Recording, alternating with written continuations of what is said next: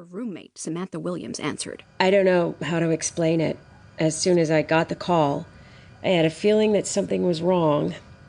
I went up to her room to check, just to make sure, and yeah, her bed wasn't slept in. None of her stuff was there, like her bag and keys and everything. I could tell she had never come home. I'm sitting with Samantha Williams, now Carlson, in her kitchen. She lives about an hour outside Minneapolis, with her husband and 2 beagles, who sounded the warning before I even made it up to her front door. Hush! Go to your crate! I said crate! Good girls. You see, they're well-trained when they want to be. So what happened when you realized Beverly hadn't come home? Well, I told her supervisor, and he said we should call the police, so that's what I did. At first, they didn't want to investigate. You know, it hadn't been long enough or whatever. But once her boyfriend and me told them she was seen walking home alone and that she was a dedicated student who had just started an internship, they started getting more worried. I know they interviewed, but his friends gave him a solid alibi. Other than that 2 or 3 minutes when they argued about her coming up to the restaurant with him, he was with them the whole rest of the night. The police came and talked to me that day, I think in the afternoon. You could find out in their report if you have it. I do. According to Detective Harold Sykes, Samantha was interviewed on February 5, 1996 at 3:42 p.m., approximately 17 hours after Beverly was last seen. And from what you remember, what happened next?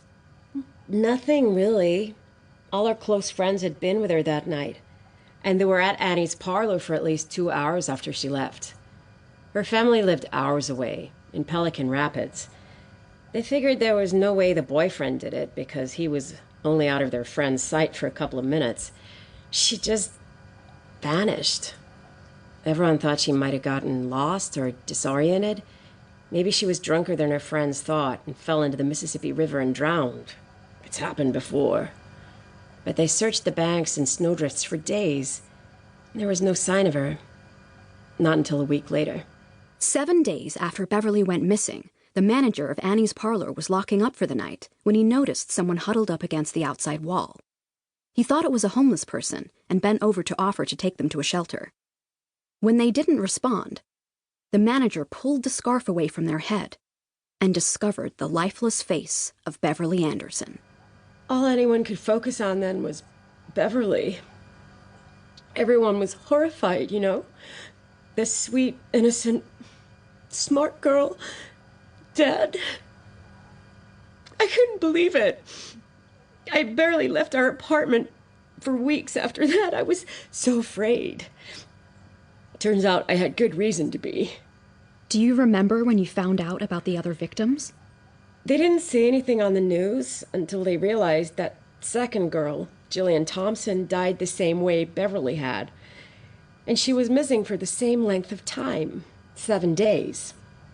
I think they found something on Jillian's body that linked her to Beverly. Some DNA or something. It was skin cells on her jacket. The police figured Jillian must have offered it to Beverly when she got cold, wherever they were kept together. Jillian Thompson disappeared from a parking lot at Bethel University 3 days after Beverly did. Her family thought she had run off with a boyfriend they disapproved of. He was the primary suspect until the cases were finally connected. Can I ask you to introduce yourself for new listeners? Yes, I am Dr. Martin Castillo. I'm a medical examiner and ME for Hennepin County. And for disclosure, I'm Elle's husband. Regular listeners might remember Martin from seasons 1 and 3, where he provided expert insight about the autopsies of Grace Cunningham and Jer Brown, respectively. His identification of an oddly shaped lividity mark on Jer's back helped us make a connection to a sofa in his uncle's house, which was key to helping the Minneapolis Crimes Against Children Division solve that case.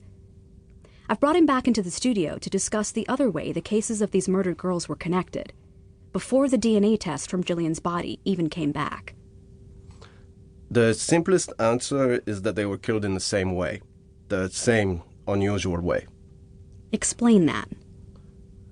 While Beverly Anderson showed signs of trauma on the right side of her head, her autopsy revealed that she had been struck several days before she died.